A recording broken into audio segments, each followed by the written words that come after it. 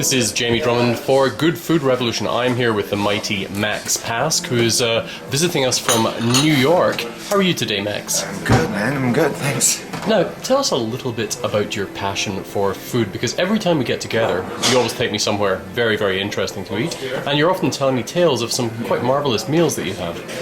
Well, I grew up in France, so food is part of my culture, and I've lived in the States for 12 years, and actually I feel like it's in those 12 years that I really became more passionate about food, because I feel like in New York I eat pretty bad, or at least for some years I was eating really bad, and coming back home to France, like I totally started seeing how important it was to eat well. And obviously the whole seeing my family and sitting around the table with my folks and eating good home-cooked meals became like such a treat, because I didn't get to have it so often, that somehow bizarrely, by moving to a country where food was not as good, I actually became more passionate about it. One thing I'd like to get you to talk about a little is your aversion to North American oysters. You were mentioning this last night, and I found it most amusing, but I'd love to hear your kind of viewpoint on that. I can't say I know North American oysters well enough to have an aversion for it, but I notice in general when I eat oysters in North America, they don't taste as good as the ones I have in France.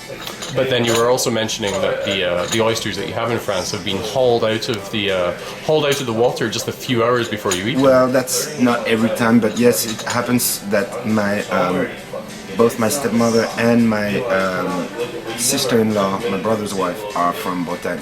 And they're both from towns where there's a lot of oyster farming. So, for example, if my brother and his wife go to her parents for the 24th, and like on the 25th, they'll get up really early and go buy 100 oysters from the producer straight out of the water, and then drive to Paris, and they're home by lunch, and at lunchtime we're like opening them up. So basically it doesn't really get any fresher than that. So maybe I've been spoiled as far as oysters go.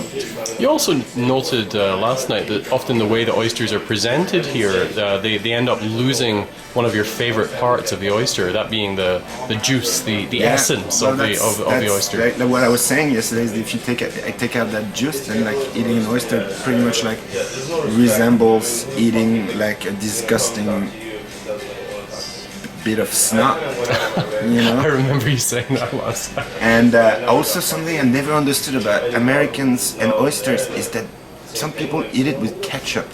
Oh, is it with ketchup, or is it with that seafood sauce, which is almost ketchup? It's kind of like, what is seafood sauce? It's like ketchup and horseradish put together. Yeah, same. But it's still, to me, like the texture really doesn't work. Whereas like if you put mignonette on an oyster, which is red wine vinegar and chopped shallots, it just like complements the thing so well, you know. Makes it one of the best foods ever, actually. You've had the chance to travel all over Europe, and you travel a fair bit for your DJing, for your production and the like. You must have had some pretty memorable meals. One of the best meals of my life was, putting aside the home-cooked meal, I'm talking about restaurants, L'Hosto de Beaumanière and La Cabre d'Or, two restaurants were like 5 minutes from each other in Les Baux-de-Provence in Provence, my favorite places on earth. These restaurants happen to be owned by my father's best friends, which also makes that's always helpful. Which makes like the experience even better.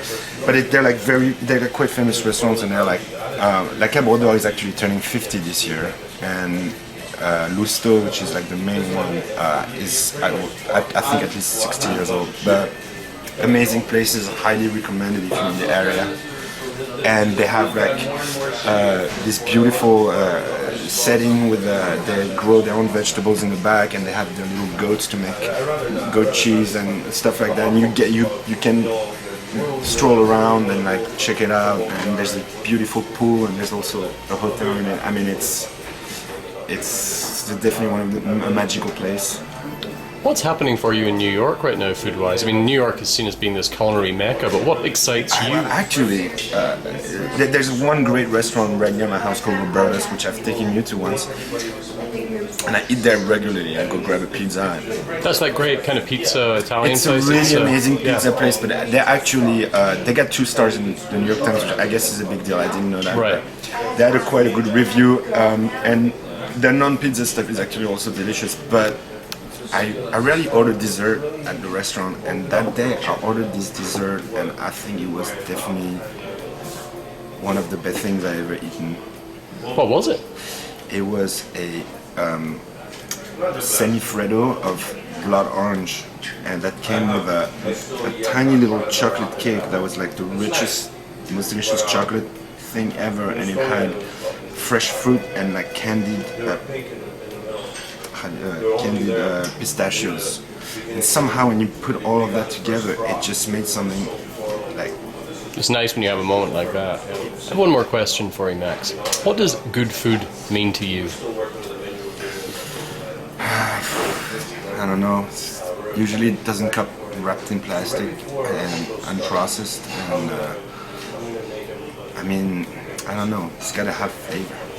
You know what I mean? It's like sometimes you go and you, like for example, one of my huge pet peeves about living in New York is I cannot find good tomatoes in the city, especially in the winter, obviously. But sometimes you have tomatoes and they're so bland.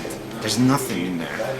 And then, you know, like I go to like Provence in the summer, and the tomato, I'm like, ah. And then like all of a sudden you cut up a tomato, a bit of olive oil and a red onion and basil, and it's just like perfect, you know? And like sometimes like I love tomatoes, and like I can never like get good ones in New York. It's so frustrating. Well, Max, Pask, thank you very much for joining us here at Good Food Revolution today. We look forward to catching up with you down in New York very, very soon. All right, thanks. Take care, sir. Cheers.